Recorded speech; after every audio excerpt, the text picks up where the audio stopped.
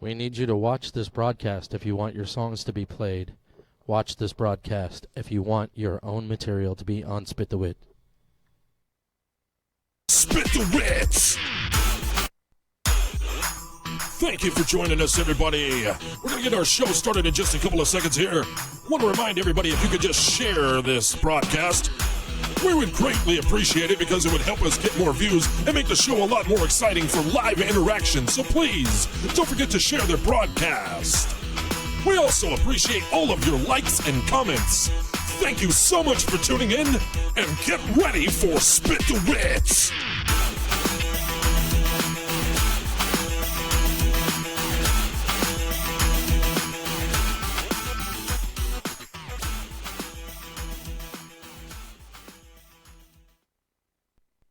Ladies and gentlemen, we welcome you to this show that was entirely produced and developed by the people sitting in front of you. Jessy, Meadows, and Frankie Almost. Brought to you in part by Rolling Hills Productions. Live from Las Vegas, Nevada, this is Spit the Wit. Jessy, if you would be so kind, would you please tell us what today's show's about? Hello, everybody. Okay, so it's just us on the show today, but we're going to be talking about, like, if you have something you do, whether you sing or paint or sculpt glass or juggle, we want you to come on our show. And now, here is your host, Frankie Almost. Hello, everybody. Welcome to Spit the Wit. I am your host, Frankie Almost, and this, of course, is Jessy Meadows. We're conserving energy here, so I'm going to power down my computer right now because we forgot the power cord for it. And that's our intro and outro music, so we're going to just save that for now. Welcome, as I said. And first of all, before we announce anything, there was an accident today, just recently, within the past hour or so, on Sunset and I can't remember the side street, Escondido. So Sunset and Escondido, which is right in front of where people view the airplane's landing. I don't know if you knew about this, but and the car went up underneath semi, and it's not known right now what the condition of the driver is. The last I heard, he was taken to UMC and critical, so we hope that that person is okay. Good. And that's really tragic, so be safe on the roads out there. Okay, so let's see. We wanted to launch our new show idea, and we were going to have different intro music and everything because this is a 25th episode. And we wanted to just do like this revamping, but her and I are in no position to do so right now financially, so we couldn't actually do all the things that we wanted to do. Yes, we could do the intro music, but we ran out of time, and so we're gonna try to launch this all next Tuesday. Is basically what I'm getting at, and that is that we are introducing a segment of the show called The Struggle. So if you are watching this for the first time or know anybody in Las Vegas area, eventually we're going to do this nationwide, but we want to start off locally. So if you know anybody in the Las Vegas area that is in the arts, meaning they do music or poetry or whatever the case may be, send them our way because we want to display their talents on our show.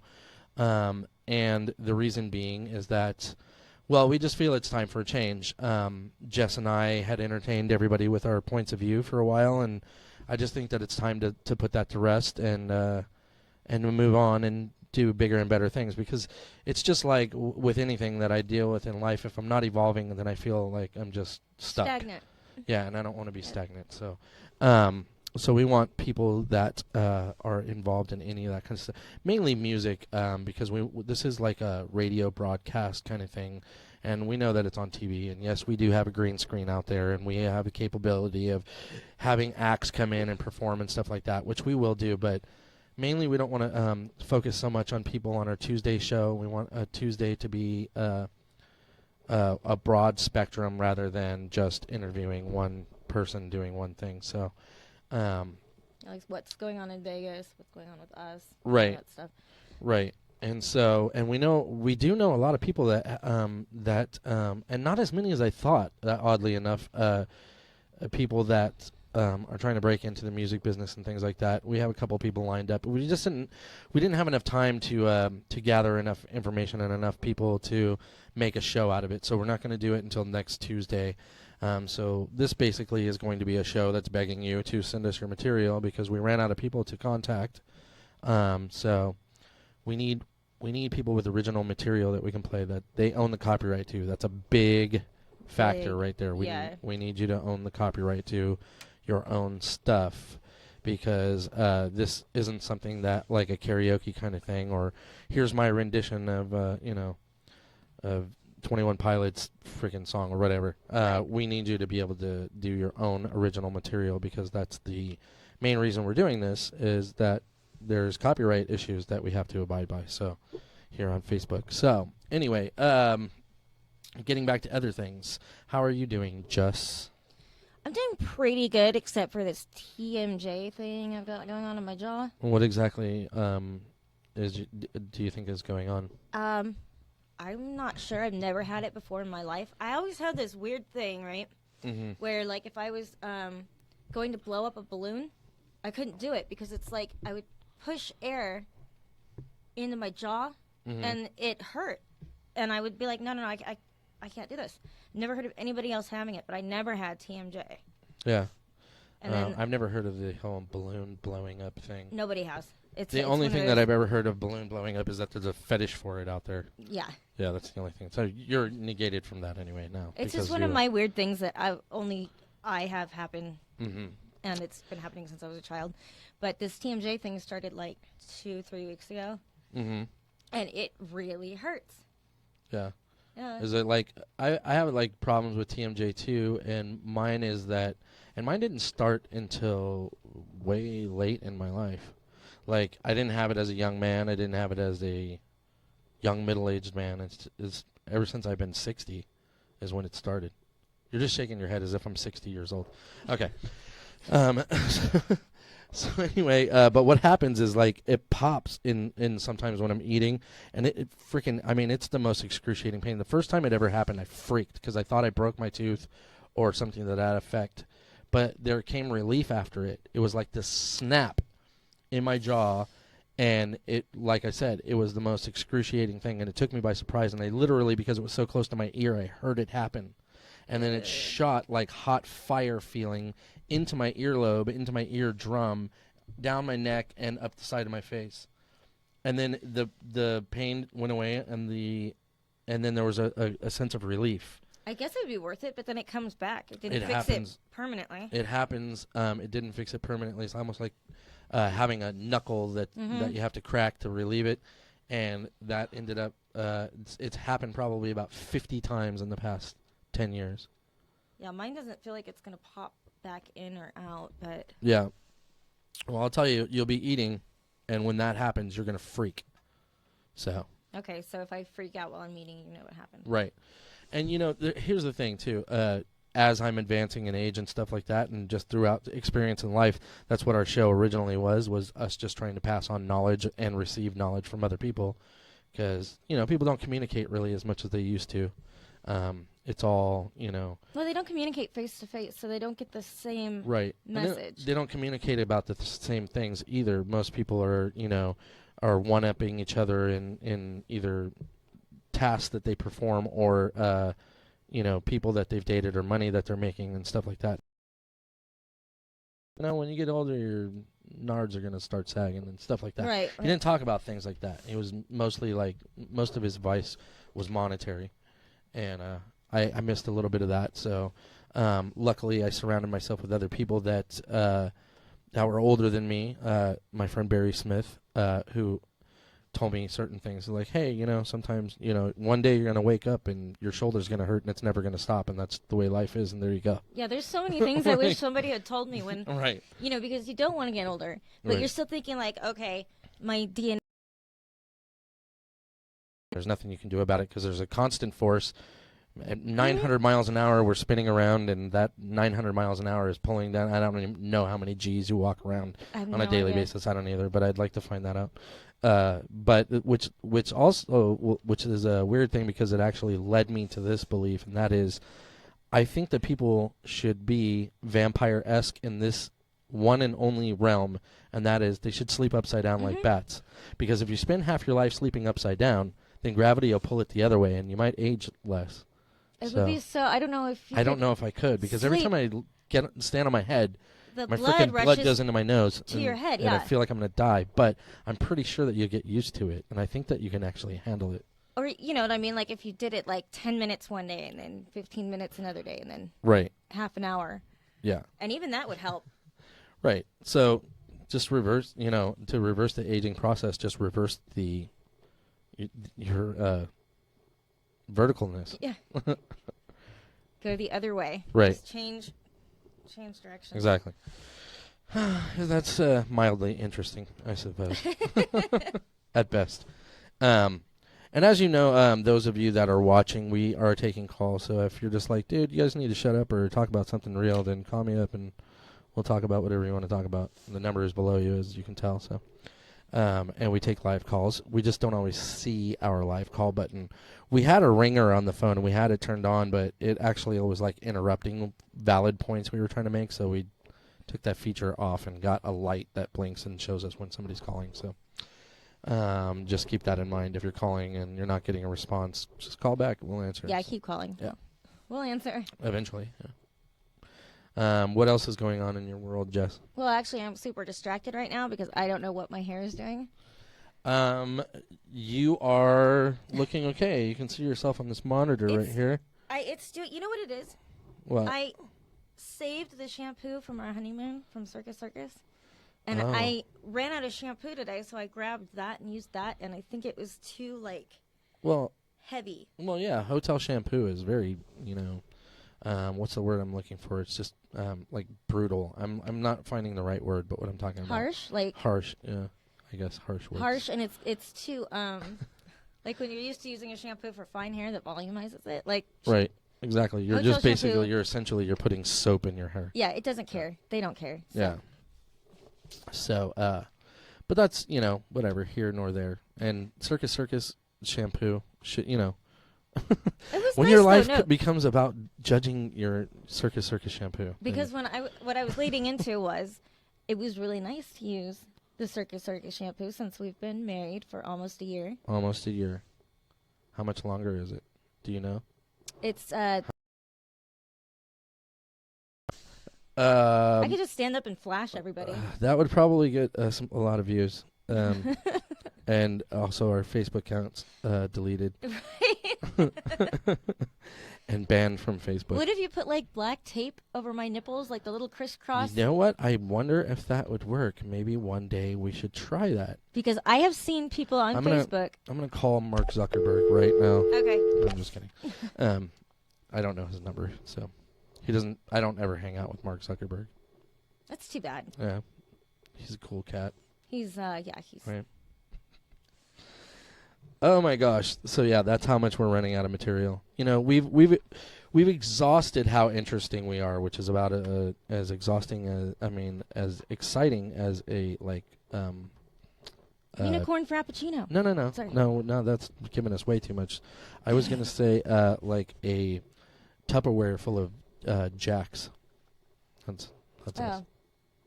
Mildly entertaining, but not enough to just keep playing it. Like everybody, I think, has played Jacks at one point, but then they're like, I think we're more interesting than that, though. I don't think so. Now, if people heard what we say, behind closed doors, definitely. Yeah. That's the problem, is we're running out of material that we can share with the general public. Well, here's the thing, because we don't want to end up dead in the desert, and and we don't want to, right, and we also don't want to piss off half of our viewing population. So, I don't know. Maybe one day we should just throw caution to the wind and just start talking about what we're really talking about. Yeah, because that, the documentary last night, Genetic Roulette, mm-hmm. I would talk about that, but I'm not going to because, my viewpoints on the real reason behind GMOs and all that stuff. Right. Well, I guess the thing you could do, though, to hit people is, just so you guys know, those of you that are watching, we don't condone eating GMOs.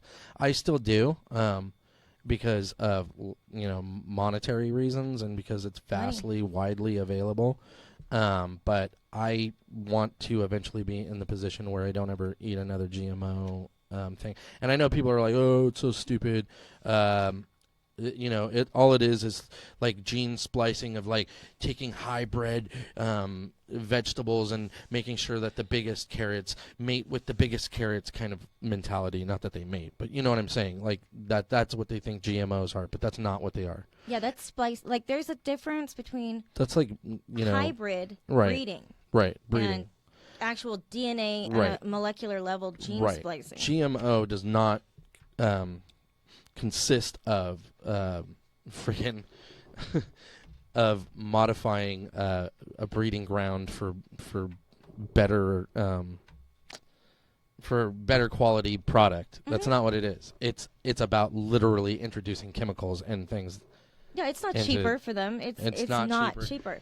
And so, which brings us to this point. If you think you know what GMOs are, then go look it up again and watch a movie called Genetic Roulette. On Netflix. I think it is on Netflix. Is it Netflix or Hulu? I'm not sure. And I'm not sure it's even still up there, so because we were watching an old draft of it. But but I think you can find it on YouTube and things like that. You can find it. Just Genetic Roulette will tell you more of this sinister thing about GMOs, which is not hybridization, yeah. Right. So that I know that I'm repeating myself a lot, but it's important that people understand what I'm saying because they're killing people. So, and it's because your body is not designed to eat that DNA sequence that is not actual DNA. Yeah, your body doesn't know what to do with it. Right. So it makes perfect sense when you actually look into it logically. Like, I think the stupidest person on the planet could get it. When you really think about it, should you eat, say, like the styrofoam on the wall? No. Obviously not. Yeah. And most people won't. And the reason being is because not only is it not bad for you, but I mean, it's going to kill you. Mm-hmm. And so, same thing applies. When you think you're eating food just because it looks like food, I mean, I could take the styrofoam off the wall and melt it and shape it and paint it and have it look like a cheeseburger. Are you going to eat it? No. The reason being is because it's going to kill you. So, why they make GMOs is what we're not going to talk about. Why they've introduced GMOs into the thing. They say it's about money, but it's not. And what's interesting is it's not cheaper what they're doing in all the experiments, but when you don't have very much money, it's the GMO food that is available. Right. So, there was a movie called King Corn that came out, a long time ago, 2007, something like that. And they basically were like, hey, we're going to make high fructose corn syrup, which everybody knows is in everything. Not so much anymore because everybody caused an uproar, which point that I just tried to bring up. Her and I were talking about stuff, and we were like, because she's a vegan, and she doesn't, she doesn't condemn people for eating meat, but she doesn't condone meat consumption. Like, she doesn't think it's a good thing, and she doesn't want to consume it. And she's not one of these pushy vegans that tells people that they shouldn't be eating, or you're going to go to hell for eating a steak or whatever the hell. So I've seen people that are definitely healthier when they eat meat. They're not so healthy looking when they're vegan. Right. But like. And you've been vegan how long now? Since 2006. Okay. So. 2005. I'm sorry, because I was 26 when. Okay, so like 12 years. Yeah. Okay. But the point that I was trying to make is that everybody can agree that veal is pretty cruel because it's a baby cow and it's kept in a cage and blah blah blah blah blah. And I actually eat veal from time to time because it's presented to me, but I agree with you that it's cruel. However, you want it. You kind of wish that people would stop buying it because my point to you was, look, this calf is already dead. It's in the refrigerator, and somebody's about to make it for me, meaning my mother. And so, what are we supposed to do? Just throw it away? at least by consuming it, you have some respect for it I instead mean, of just throwing it in a dumpster. And her point was that if not enough people ate veal, that eventually they wouldn't make veal. We all know that is a fact. That is a fact. But If people stopped using pens, they would stop making pens. But it's never Period. gonna But happen. it's never going to happen because, like I was trying to tell you, we can't even convince people to put their music on our show. Or to call in and get free tickets. Or call in and get free tickets on our show, and it's absolutely no benefit to anybody but the people watching. Yeah. It's not like we're benefiting from it in any way, but we were giving away tickets to a really cool show, and a lot of famous bands, including Buck Cherry, were in it, and we were literally trying to give away free tickets, and people weren't calling. Do it. It's like, so if you can't even get people to put their own songs or win free tickets on your show, how do you ever expect them to stop eating veal? They're just never going to do it. Because people won't unify. They just won't do it. Well, and I understand that your mom had bought it, and fixed it for you. It's not like you went out and chose to eat veal. But there's something that really got me. What's that? We were watching Genetic Roulette, and they were talking about, the cows having miscarriages, stuff like that, and it weirds me out to think that I'm eating the meat of something that also has a spine and a miscarriage and freaking live baby. It just really freaked me out. The idea, the whole thing for people that are watching and don't understand what we're talking about is that there are chemical companies out there which will remain nameless. They're named everywhere, but we're not going to name them or single them out. But there are chemical companies out there that are making vegetables with insecticides and things like that, and these vegetables are being fed to the livestock, and basically the livestock are getting sick from it. However, the livestock is also what we consume, so it's just the chain of command. Like the root of the problem is the bad chemicals in the vegetables, and then the animals eat them, they become diseased and sick from it, and then we eat the animals. Guess what? Yeah. Same thing happens to us.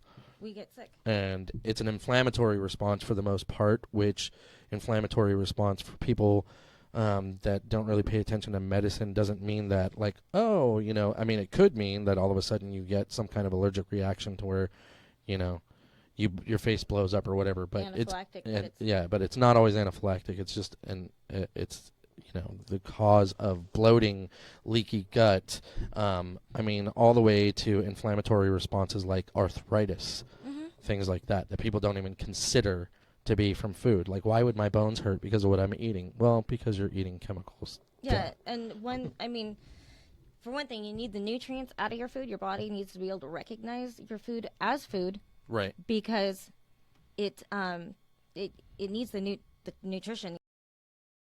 But then your body doesn't know what it is, and your immune system starts attacking food particles in your bloodstream, in your stomach, and that's why there's so many autoimmune disorders. And honestly, I didn't think we were going to get this in depth into it, but about it, we can't help ourselves because we live this life, but and not knowing what we're talking about. So we have to say that because we can actually, get sued. These statements are not intended to cure, diagnose. Right. And all that kind of crap. All that kind Basically, of stuff. Hey, we're not lawyers and we're not doctors, so all we know is that we can't say things as if they're fact without having some proof. So, yes. What else you got, lady? Got anything? Jaw just started hurting again, which is okay. Hard to talk. Okay, well, you should still talk, though. I'm going to talk. I got a lot of things going on with me, too, which I'm not getting into, but it does hurt for me to be here right now. However, I'm going to continue to do this show until we change it because it's important, We had this big boom, dude. It was like everybody dug this at first, and we always had people in our room chatting with us and all this stuff. And I know, in ways, it's this balance that you have that's really hard to master, and that is you need to do some of the old because people need to feel comfortable with it. And basically, if you watch every episode of Seinfeld or something, they're all pretty much typical and the same thing. You can expect to see these people during the show. You know what I think might be hurting us, though? What? Well, we started... aside from Facebook? Yeah. We started this show in the winter. People were inside looking at their stuff. Right. 6 o'clock is a time when people were still inside, but now it's summer. Right. and it's So you daylight think longer. And less I think, people are out? Yeah, I think if we move the time to like 8 p.m. I mean, more people are out. Sorry. Yeah, That what now? if we move the time down to like 8 p.m., I think you would notice a difference.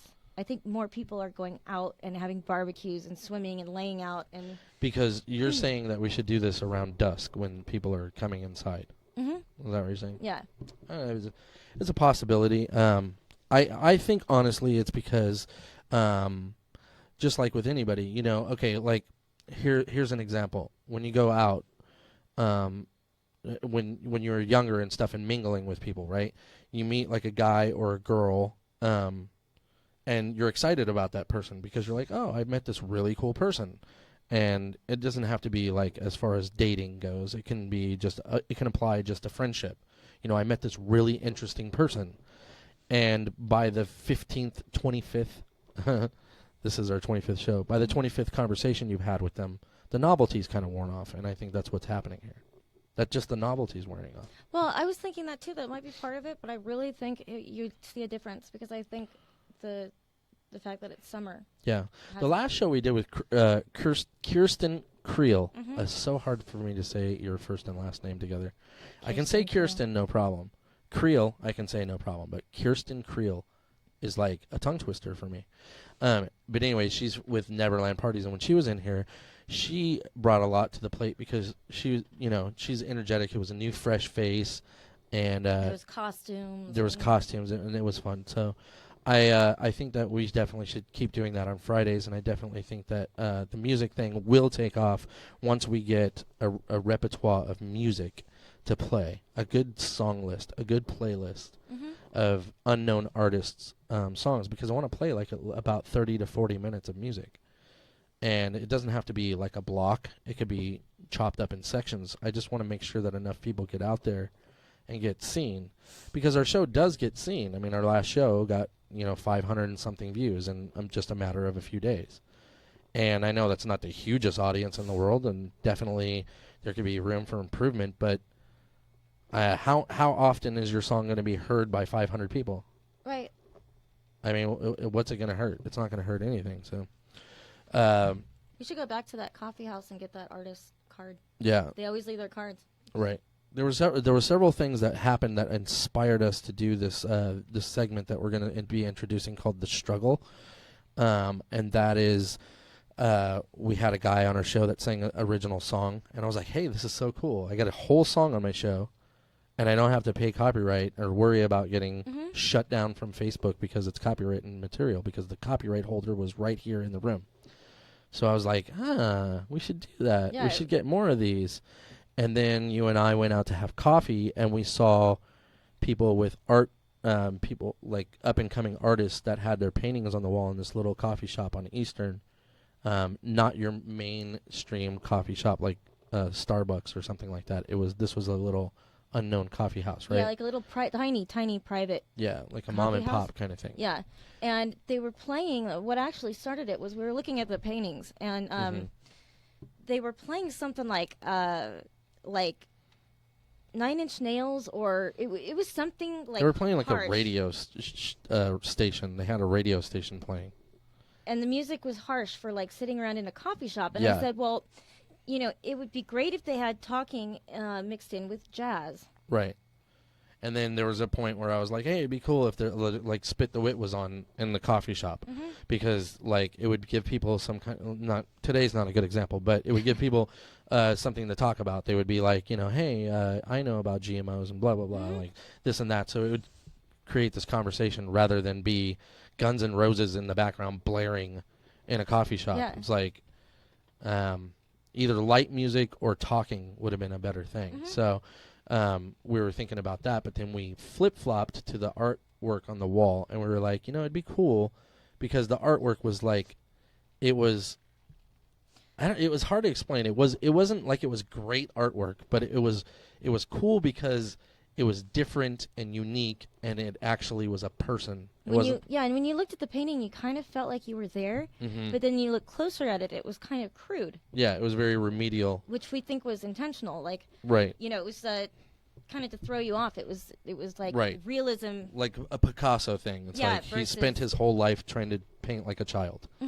And so I was like, wouldn't it be cool to have like this painting in the back on our show so that that person can get some kind of recognition rather than just being in a coffee shop? Mm-hmm. And so we were like, well, why don't we do that with the show? So that's what we're trying to do, and basically familiarize you guys with the concept. We want not only for viewership, but as a favor to other people, because I've been a struggling artist my whole life. She has her life, and we wish that somebody would have done something like this during our heyday. Mm-hmm. You know, so if you are a artist and you want your music to be heard by 500 whole people, I don't know what the hell that was. Was that was awesome. By 500 whole people, and sometimes up to like 1,500, because some of our shows have had 1,500 views, and most of them are local. So rather than being, in a bar setting or whatever, singing your song to the 13 or 14 people that are in there, you could actually be replayed, and people that like your song can also have the information in front of them that is like, oh, this is so-and-so, and their music is available here. Mm-hmm. Let's go there, even as an afterthought. Because even if people like the music, you have to make it easy for them. Right. Because the problem is whenever you play in a bar and stuff, not only are there so many bars in Vegas that it's so oversaturated that there's 12 people at this bar and 12 people at that bar and 12 people at that bar. And there's so much of it that there's never any concentrated amount of people in a bar anymore. The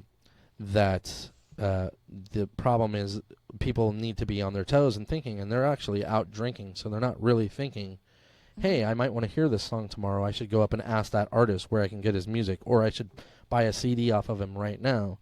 Instead, they're like, whoa, that was really cool. Hey, that chick over there, I'm going to ask for her phone number, and then they've forgotten about you 3 seconds later. But when it comes to the show, it's like we're going to be like kind of doing what record companies do and just kind of be cramming your music down their throat and saying, and this is, by the way, this is so-and-so, and their stuff is available here. And I think that when people are in their atmosphere of like either in their car or in their house or whatever, that they're more apt to be like, hey, what am I looking at here? You know what I mean? Rather than when they're surrounded by a bunch of people in public. So they might even be doing the dishes later on and be like, that was actually a cool song that I heard on the radio show. I'm going to go back to Facebook, watch the rebroadcast, and find out what that guy's name is. Much better for you than just playing live in a bar. Yep. So I think one of the greatest apps ever made was Shazam. The first time I saw somebody use it, I was like, oh my God, now it's not just a song, because you're going to forget it by the time you go home and look it up on YouTube. Right. The fact that you could just hold it up and be like, that's the song. Right. There was a really dope feeling. I played one of hers and my song called Real Soldiers in a bar that I used to work at called Double Shots. And there was a girl in the crowd. She's trying to Shazam my song. Mm-hmm. I remember you telling me that. And Howard, my business partner, and myself were sitting there laughing because we're like, you ain't going to find that on Shazam, woman. Man, it was awesome. But it is on, what, iTunes and It is, yeah. I mean, it's available on iTunes. It's available on basically all digital stores. It's available on, I don't even know what they all are, like Google Play and just every single one of them. You can find IC10s. I thought we had the option to be on Shazam. Like, you just send it in. No, Shazam is actually a little more particular about it. And just like Pandora, it's harder to get your songs on Pandora and Shazam because they want it to, they just, it's kind of like with Playboy. They just set some kind of precedence in order to try to give the appearance of them being better than, holier than thou kind of thing. And it's like there's so much business out there. It's like I don't need to be heard on Pandora. I don't give a crap. You know what I mean? My song is available on every digital outlet, including Spotify and all this stuff. And Pandora wants to turn its nose up to it. And it's like, I don't know anybody that listens to Pandora anyway. Not anymore. Most people listen to Spotify, so Pandora can blow me. Pandora basically hasn't been popular since 2010. Right. And so that's the idea, is that getting your stuff out there to be heard rather than just sitting on some database and being buried under everything. You need people like us to be cramming it down people's throats. Mm-hmm. And although you might pop in and out of our live feed and see that we have, only 12 viewers. I mean, we've had as much as like 60 viewers at once and as little as, 1 or 2. and it really doesn't matter because we get our rebroadcast gets a lot of views. Not a whole crap ton. I don't know why I quoted crap ton. Like that's some everybody's saying the word crap ton. So but not that we're gonna get you as many views as like MTV or something. Does anybody watch MTV anymore? I don't even know. Because there's no music. Like Right. MTV's not. I mean, we're stating a complaint that's been around since like the early 2000s. But my point is, regardless of what they play anymore, I've given up on them ever playing music again. But I never hear anybody talk about. I was watching the show on MTV. Like I don't know a single human being. That and I know, mentions and MTV we know young people. We hang out with young people, Mm-hmm. and never once has anybody ever spit some MTV shit at me. Yeah, I think MTV was like yesterday. Like I don't Yeah. think people really. Right. So, watch but it. anyway, yeah, help us cram your music down people's throats. At least Your art, five yeah. or 600 people. Music, art, Right. dancing, everything. There was something else we were talking about just in the studio earlier, and I forgot what it was. And I was like, we should actually save that for the show. But I don't remember what it was. Do you? Well, we were talking about how the people, how people that you really don't want to have anything to do with kind of weed themselves out. Yeah. That's actually a good topic. I don't know how to preface it though. Basically, there's a bunch of people in your life that should be in your life, and there's a bunch of people in your life that should not be in your life. And I'm sure that most of you have experienced the same thing as all of us, and that is that certain people don't like you for whatever reason. Just absolutely no reason at all. They just absolutely hate you on site. And so we've also experienced people like that in our life, and we've come to find out that those people actually really have no merit to even be that way about it anyway. Example, and because we need one, because I'm not articulating myself enough. I've always been a musician. I've always done music and stuff like that, and I've had brother-in-laws and sisters and things like that were just like, well, dude, you're not making it because you're not good enough. Basically, like, your stuff sucks. Now, this is back when people, I was writing stuff on analog equipment. Digital technology wasn't out, so you couldn't make anything like nowadays. You can make stuff where you can't tell if it was a $1 million studio or somebody's computer program. Digital. And so I was limited to 8 tracks of music on analog tape, and my equipment was dated. And it didn't have like the most modern sounds on it and stuff like that. So I was putting down these rough ideas and basically being told that I suck because my stuff doesn't sound like stuff that's on the radio. And this is by family members. And not to mention what people in the real world would, people that were impartial and weren't supposed to like me were saying. So that was harsh. It was hard to take. However, whenever I would play my stuff for musicians would be like, because they would have the foresight and the knowledge to know where I was going with what I was doing, and they'd be like, this is actually really good, dude. All you need to do is like reproduce it in a bigger atmosphere, which at that time, $100 an hour in a studio was not easy to come by, especially considering it takes like 30, 40 hours to make a song. So what ended up happening was it took me a very long time to figure out that the people that didn't like my product honestly had no right judging it anyway because they weren't musicians. Now, some would say, yes, they do because they probably buy music. But what I am now introducing to those people is that in a robotic manner, they are buying music. They are being programmed by record companies on what to like. And these are people that are drone people that don't really have their own brain and are told what to like, and that's what they're going to buy. So if you're an artist out there and you have people like this in your life and they're telling you that you're no good and you're not, or that you're decent but you're not good enough, don't believe them, because you need to surround yourself with people that do believe in you. Yeah, and I was saying, like, Basically, if you've unfriended me on Facebook, you've done me a huge favor. Bye, Felicia. Oh my God, you went there. You're so young and hip with your. But seriously, like, it's true. Right. If you unfriended me, I probably didn't really like you to begin with. Right. And you've done me a favor. So Right. thank you.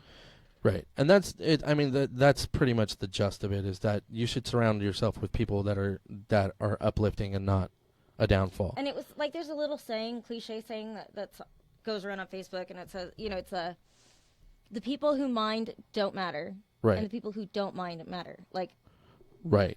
something like that. I screwed it up, but Right. The people who mind don't matter, and the people that don't matter mind, or something like that. Yeah, I don't know. the I exact don't get quote. it either. But it's true. Like, I don't think we even illustrated our point right there because we both misquoted whatever the hell that was, and I'm sure whoever's watching is like, "You stupid idiots! It's those that don't mind don't matter," or whatever. Whatever it is, yeah. But seriously, I think part of it was, I was telling you that being raised with so much Christian guilt and so much guilt for things that I had done, and no parent should ever do that. Okay, I went off the wire, like off the rocker, out of the tree, like really crazy. And I actually don't regret that. I'm not ashamed of that. What I'm ashamed of is hurting myself because other people didn't approve of me or Right. like me. Because really, what I learned is that when you have self-respect and self-love, I have your love, you have my love. That's all that matters to me. Right. And everybody else, I mean, I care about their opinion as much as I care about the toilet paper I wipe my ass with. Right. So, And that's kind of like the thing at the old bar that I used to work at, which was a very popular place, and a lot of people frequented it. I worked there for 5 years, and the entire time that I worked there, I didn't really voluntarily sing unless, there was less people there. Is the only times that I would stand up and sing because I was having fun with my friends. When the place was full, I typically didn't sing unless somebody asked me to or tipped me to or whatever, which was usually the case. And I think that like people that had come and visited me from when I was in my early 20s and stuff, and they were like, they always knew that I was the type of person that I was like, hey, listen to this, listen to what I can do, kind of thing. And they saw me in this element, and I was just sitting back there, reserved in a corner, just putting people up because it was my job. It wasn't my job to be the entertainer of the night. right. It was my job to put people up. But they looked at me in a different light, and they were like, what is it? Why aren't you getting up and displaying what you can do? You're so much better than, this, that, and the other thing, or that person that was just up, or whatever the hell the case may be. And I had to tell them that, like, it doesn't matter to me anymore what this bar room thinks of me, and what I can do. I don't really need to waste my energy on that. The people that love me know, and the people that still follow me are the people that love me. It's the Dantes of the world. It's the people that I know that matter. They're the ones that have support, and that's why her and I started working at this new bar called Noreen's, and we dragged the good people from Double Shots over there. And I love the crowd we have over there, right? And I'm sure that Noreen's Lounge would like us to be more busy, and that would be fine with me. But I'd rather, in for my own peace of mind, have it be the people that actually love me, the people that I actually love. Yeah. And it makes the money doesn't mean shit to me. It's the fact that, it's not that it doesn't mean shit to me. Money matters because it buys you food. But what I'm saying is it doesn't matter as much when you're surrounded with love. The money just doesn't matter as much. Right. Yeah. So, I don't know. We went off on a tangent on that, so I apologize. What do you think? Are you asking me? Or are you Yeah, asking no, the... I'm asking you. There's people watching, but there's nobody talking. So. Yeah, I noticed that. Nobody's chimed in. Yeah, like I said, I just had, it was a serious epiphany. And people, I've had plenty of people pretend to care about me because they want it's some selfish reason on their part. Right. And I actually would care what they think. I don't care. I so don't care anymore what anybody thinks. I only care in the aspect of it's a crying shame for humanity. That's the only aspect I care in. I don't care individually because most people that are rude and are, controlling or manipulative and trying to, suck my life force, I can write them off very easily. The problem with me, the reason why I'm still scorned by it is that person after person after person after person. Need I say it again? I mean, it's just so much that it makes me weep for humanity, and it saddens me. It makes me scorn. I'm scorned by it. I don't think that people realize that one person can make a difference. It's rare that somebody's different. It's rare that somebody's not in something for themselves. Yeah, it's almost always they're almost in always for the themselves. Case. Exactly. It's an insecurity thing. It's a getting one up on you thing. It's a control thing. And right. I'm not even scorned for humanity anymore. I'm like, I care so little now. And what brought this on was I saw somebody had unfriended us. Mm-hmm. And I said, thank you for removing yourself, because I don't care. And it's very liberating. Yeah. I still don't understand why this human being unfriended us, because I've literally never done anything to make them not, I don't want to say like me, because I don't, it's not about liking me, but you don't have to like me, just don't hate me. What the hell's the hate for? I don't understand what the hate's about. And then I told you, I said to you, everybody hates me, so I'm not exactly surprised. It's not true. I don't hate you. Howie doesn't hate you. I mean, my mother doesn't hate you. But most people in my life. Right. There are haters out there, is my point. It's not necessarily that people hate you. It's that the world is full of haters. And that's why I weep for humanity. And so it brings me back to my thing. It's it's not so much that, there is... It's the fact that so many people fall into the category of sucking. Yeah, they suck. And that's why their opinion doesn't matter. If you are a humanitarian... But doesn't that make you feel alone? Doesn't that make you feel sad? And maybe that's because I'm an only child with parents that do their own thing. Right. But no, to me, being alone is very liberating. You don't need anything from anybody. You don't have anybody taking anything from you, expecting anything from you. And... I don't know. I grew up in a household. You read that, and I'll finish my point. I grew up in a household that was very full.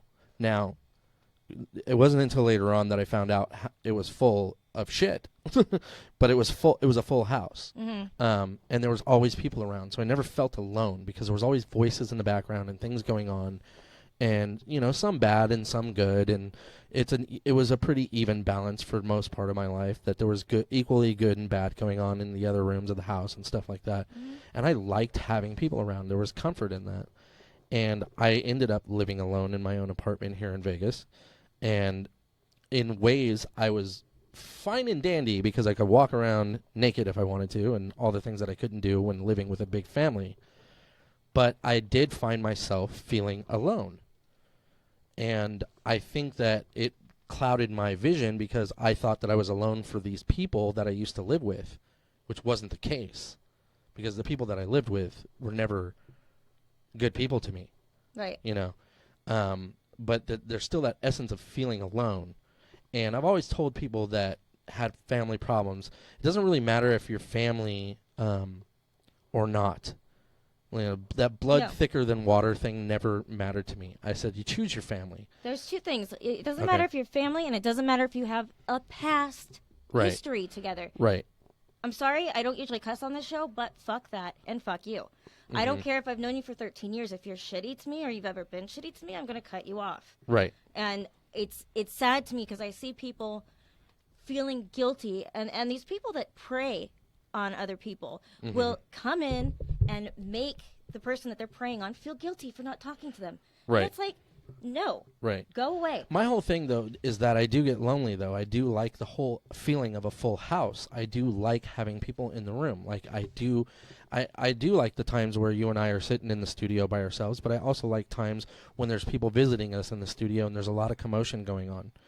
My main problem is that because of the fact that so many people are so crappy, that I don't want to have those people in. I don't want the crowd around me, but I do. Do you know what I'm saying? Well, yeah, because what's happening is you associate I'll get to that in just a second. But you're associating people being around and noise with a homey feeling. Right. And that's not good. Right. Well, you're an only child, so you can write that off without a problem Yes. because you grew up like that. But I didn't grow up like that. I grew up with noise and commotion, and I like noise and commotion to a degree. That gives I don't like only chaos. children an upper hand, though, because Right. they do not have a problem being by themselves or being isolated. And it also helps them see, other people's character better. Right. Because they don't need anybody. They're used to being alone. So they can see through a lot of the BS that people put on for other people. I understand what you mean. What is Jennifer Wellman saying? She was saying that this is an aspect sociological conditioning I don't miss about Vegas. And this is true, Jennifer, because I'm telling you, people in Tahoe, I didn't mind. Like, I could go to parties and events and stuff with people in Tahoe. The energy was better. The people were better. Vegas is a place where people breed selfishness. I always said it was in the water. So many people will take from you and only want to associate with you if you have something to offer them, and that's very true. Is that a Vegas thing, Jennifer, though, or have you found that that's pretty much true wherever you go? Because that's what I've been finding out. I have family in New Orleans, completely worlds and worlds away from Vegas, and they seem to share the same mentality. If it doesn't benefit them, then they don't need anything to do with me. I think she's right, though, because like I was saying, Tahoe was very different. It was very different feeling to go to like a potluck or something. Yeah. With them, yeah. By the way, Chad, we love you too. Sorry, I hadn't gotten to you yet. We are starting to get deep into our conversation because this show started off shaky, but actually feel like we're getting somewhere. We're talking about something real with substance. Mm-hmm. So and yes, we do love you, Chad. Thank you. So what were you saying? Jennifer says, no, it's totally a Vegas thing, and I believe it. I absolutely believe it. You lived in the Bay Area. She said she lived in L.A. and the Bay Area, Kentucky, and Ohio. I used to live in the Bay Area, Jennifer, for a majority of my life. Like, I was born in Korea. I lived there 10 years until I was 10, but, I wasn't socially developed by the time I was 10. All my developmental years were spent in the Bay Area, San Jose, California, Almaden Valley, to be precise, which was a ritzier kind of neighborhood. I wouldn't so call it rich, but it definitely wasn't poor, upper middle class, I guess. Anyway, and I absolutely could not stand the mentality in the Bay Area. They were the most judgmental people, and they were just constantly shunning, and it was very cliquish. And I had a lot of acquaintances in school, but very few actual friends. And I couldn't wait to get away from there. And when I first moved to Vegas in 2001, Vegas wasn't like that. It was the first time that I ever went to a grocery store or to a convenience store to either buy a pack of cigarettes because I used to smoke, or a 40 or whatever because I used to listen to gangster rap and drink 40s and stupid shit. But anyway, so I would be buying stuff, and the person behind the counter would just strike up a conversation with me. And it took me aback because I wasn't used to that, because in the Bay Area, people were just like, $6.50, there's your change, bye. Like, they wouldn't even say bye. They would just be done with you. And I wasn't used to people being social. They're it was like that now, so though. bizarre to me. Here, it's gotten They're like still that. social here, but I just feel this is, like she's saying, this underlying tinge of they want something from you. Yeah, and if they don't, then it's, there have been plenty of times we were checking out of the grocery store or something, and they're just like, here. There's nothing there. The only time people are like, hey, how are you, is if they're selling something. They want Right. something from you, or freaking they need money or whatever. Right. And, I think she's right. I think Vegas is the worst place that I've ever lived for just selfishness, and just like a lack of light and love. Like, this town just kind of, I don't know. And I was born here, so what does that say? Like, It's funny, though. You were born here, but you moved when you were, like, months old, right? I was about 2 years old. My parents moved to Simi Valley. Right. And then I came back here of my own because I used to love Vegas. I used to come out here. It used to be a different place, dude. Even in 2009, it was a very different place. Yeah. And just since I've been here the last 4 years, it has completely turned into, like, a ghetto version of San Francisco. without the character. San Francisco is one thing that I will say. I'm not usually the big metropolis person. Like, I don't really care for New York. I've been there, I've visited and stuff like that, and it's just not my thing. And I'm not putting New Yorkers down or anything. I'm just saying that big cities like that are not my thing. But I actually really like the way San Francisco looks. Like, San Francisco is just dope looking. It is dope looking. That's but why I don't like the people. That's why I said this is like a ghetto San Francisco, because we get the attitude without any of the cool parts of living in California. She said that, Jennifer said that what's great about Vegas is that it's a huge cultural melting pot, and I agree with that. I like diversity a lot. And she also said, I was in Danville, worked in Walnut, I think she said worked in Walnut Creek.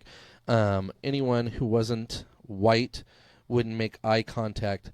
Me being who I am, I had a full out conversation with a girlfriend outing the racism. Yeah, I was the same way. I was always the white dude that was like invited to all the East Side San Jose things and Oakland things and stuff like that. And I don't mean Oakland as in Oakland Hills. I mean like East 15th, like East Raiders? Oakland. Yeah, like Oakland.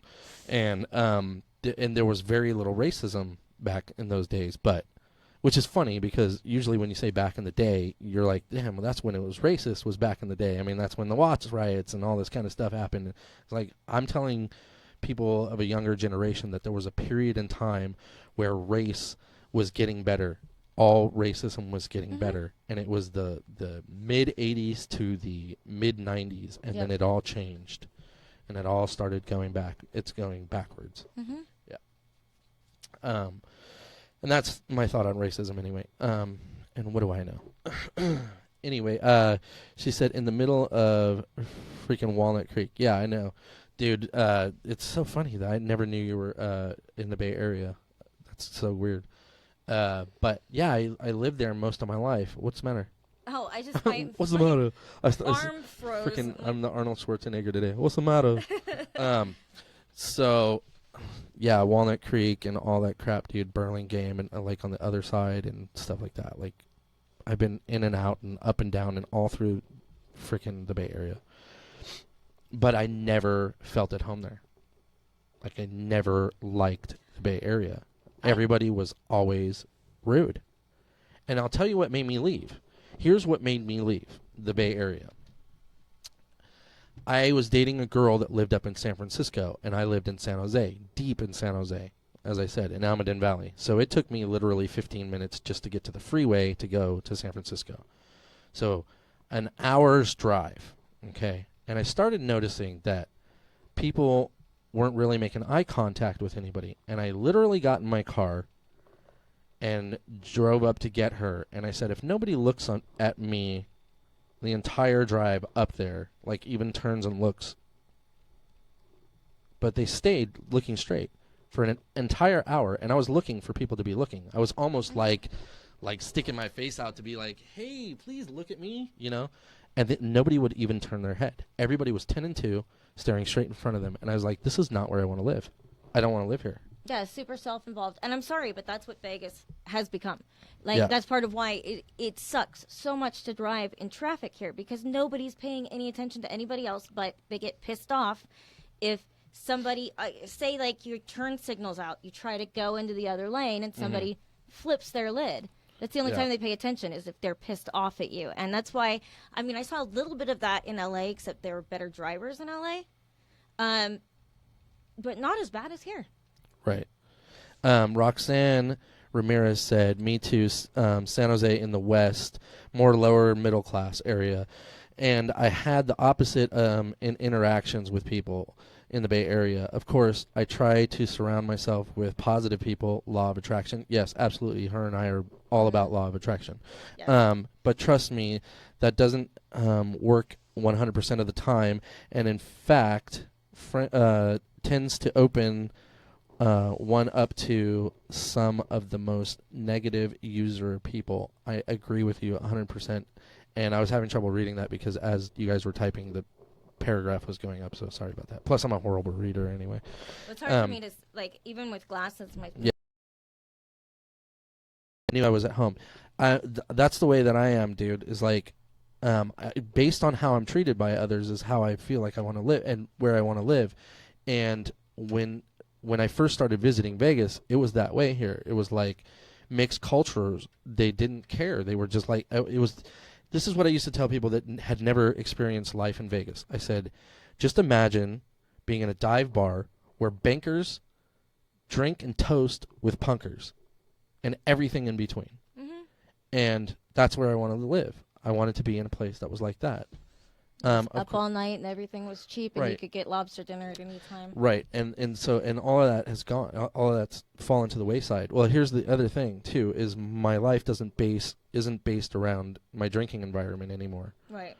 So I now want to be in a place where bankers and punkers can be driving in the car together or going shopping together. Mm-hmm. It's like, and there's not much of that here. There was, but there's not anymore. But they'll still drink together because people that are getting drunk don't give a shit. And that's another thing that I wasn't considering. But I'm telling you, in the Bay Area, it was still cliquish. When you were in a bar drinking, it was like, you guys go over here, you guys go over here, you guys only intermingle when you're like going to piss or something. Yeah. Or saying, excuse me, let me get to the bar.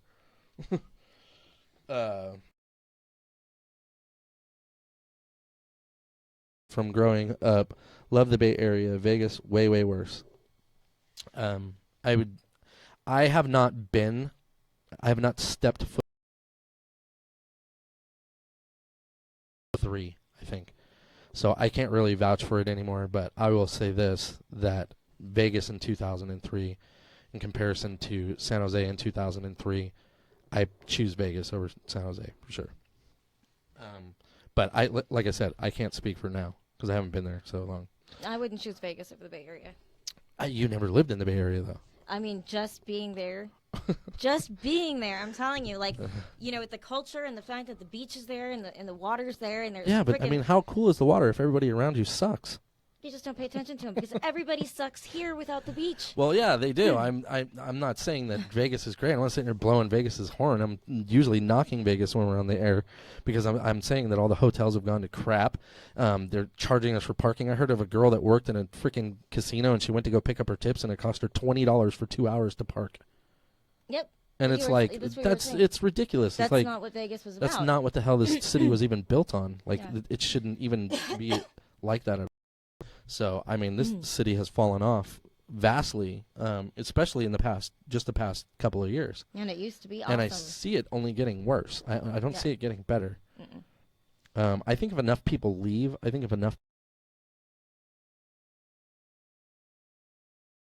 Fewer people because the people are what Right. make Vegas suck. Sorry, but it's true. Jennifer Wellman said that Cleveland is really cool, though. Like everything I love about the Bay Area and Vegas, the CLE reps. I don't know what.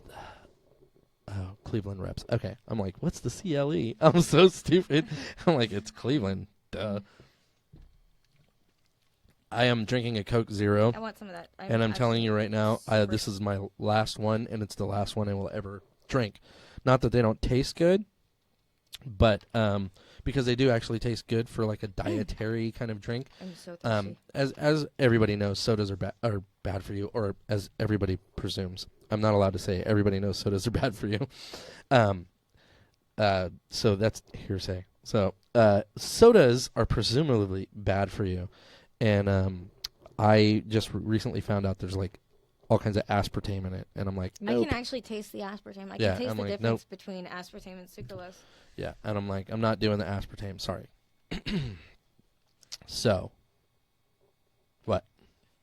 It worked though. It's carbonated and cold, and Yeah, I mean, anything's very- okay if you do it every once in a great while. and I'm very thirsty, so it's like it's actually pretty refreshing. Right. And and that's another thing that I wanted to talk about diet stuff, and get off the whole why Vegas sucks topic. And then Jennifer's saying, Jess, the Bay Area has everything you could possibly want. I know, like I've been there, and it's awesome. I haven't had the experiences with the people that Frankie has, but if you're gonna take sucky people in Vegas and sucky people in San Francisco has more to offer. Like there's opera, let me give you there's two ballet, there's Okay. art. Let me give you two primary stories of why the Bay Area sucked. And I'm saying sucked past tense because I haven't been there long enough So, against his better judgment, because he ended up staying in Korea 15 years after we had left there, because they paid him well enough to stay there. So now he's separated from his family, living in a foreign country by himself, and sending money back home, and making. Telling you that these are the things that happen. Another story that I heard, and this story I cannot confirm or deny, but when I was told it, the source was reliable, and I definitely believed it. And I'm willing to say that I can't confirm it though, but I absolutely believe it wholeheartedly. And that was that there was a guy that lived in in San Francisco. Wait. Chad Hill says it's lagging like crazy. Oh, meaning our video. Yeah. Yeah, we're having a big lag.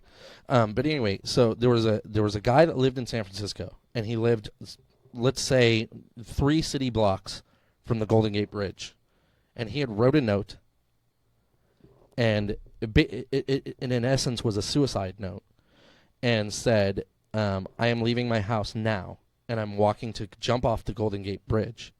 If one person says hello to me, I won't jump.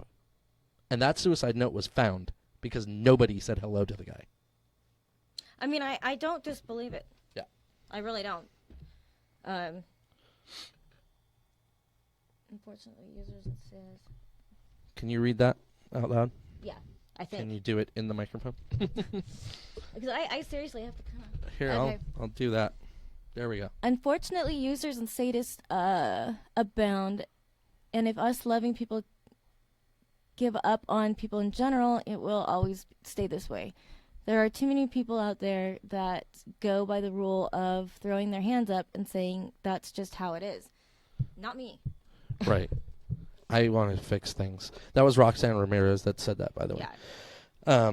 And I'm the type of person that I can't just say that's how it is with anything. I'm like, if there's room for improvement, people should be doing it. I never liked the saying yellow, and I never liked it is what it is. I don't like those bay are the either. two sayings. Bay for a different reason, just because it's freaking lame. But I'm saying but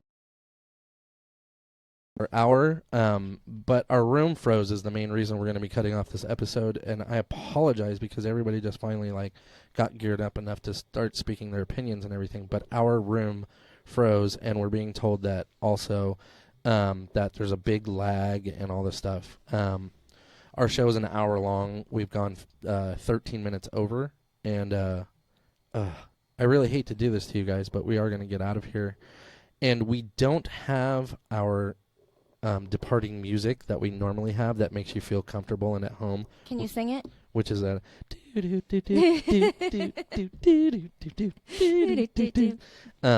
which is a song that I wrote, by the way. Those of you that didn't know. I love that song. I write little melodies and little things like all the weight is on your shoulders, how easy it is to get inundated with. Well, I think what would help is if we wrote out a checklist of things that we need all the time. And I don't like lists. Go by that. You should be able to have it in your brain what you need. Not necessarily. Not with I all don't the like checklists. We're not astronauts. Not with the crazy. We just run some stupid show on some stupid site. That's all we do. We don't really need a checklist. It's Facebook. And we only have 500 and something viewers anyway. True. Which is more than most people have, but apparently it doesn't mean anything. So. But we do love our viewers, those of you that... I'm being sarcastic, by the way, people, because we're seen by at least, a couple hundred people. And if you look at the view count of this, I'm sure typically by the time we're done with our broadcast, there's 200 or so views. And then it progresses throughout the week. So, we want to put your music on our show. We do have a couple of people lined up, but we don't have enough to make a show out of it. So, we need more people. Definitely, yeah. Send your stuff in or contact us, email us, hit us up on MySpace, whatever. Yeah, MySpace, dude, all day long, man. Go on my MySpace and send me a message or just put it in the comments. Do they even have I haven't been on MySpace in so long. I know nobody has, and there's people that are like, what the hell's MySpace? We've reached that point, that there's people that are like, weird, yeah. They don't know what MySpace is. But I don't know if there's a comment section or anything anymore. I have no idea. I haven't even looked at it. The main stab to my heart about MySpace is that all my blogs are gone. I used to have like 1,000. I'm not shitting you because I had like 23,000 friends on MySpace, and I used to get 1,000 reads on my blog a day. And they just deleted it all. And these were my thoughts, man. It was like my diary. It was... Yeah, mine too. Like I would write just like things that would come to my mind, the stuff that I talked to you about, and string theory and freaking multiverse. Right. I wrote so many in-depth blogs on MySpace. Same here. About the thoughts. With hyperlinks to other things, verifying my story and blah, blah, blah. And I don't even remember the sites that I found or anything for it that were hyperlinked. And I was so bummed out. It was so cool. It was HTML. You could have your own background, your own music playing when somebody... It's something else, yeah, to break up the monotony. Anyway, we're going to get out of here, everybody, and we love you guys, and I'm, like, so sorry that that our show is lackluster as of right now, but I promise you we have a turnaround coming, and we need you guys in order to make this change. We need you guys in order to make this show more entertaining. And so I am calling out to you, and I am basically begging you, help us make this show more entertaining by involving yourself with our show, because we don't want it to be about just us. We're not as self-centered as people would think we are. We actually want this to be about community. We actually want to feel a sense of community. Yep. So we need you involved, and we would really greatly appreciate it. Thank you so much for watching, and... choose love over hate always. They're always going to. All right, guys, we're out of here. Thanks for watching. Have a great night. Stay safe. Sorry about not having the music today. We will fix that. Just picture it like hear it in your head. Hold on, we gotta go to the. We gotta do this. We gotta do this. You guys have to have the logo for the end. It's just, it's the thing. No, we're picking up where we left off.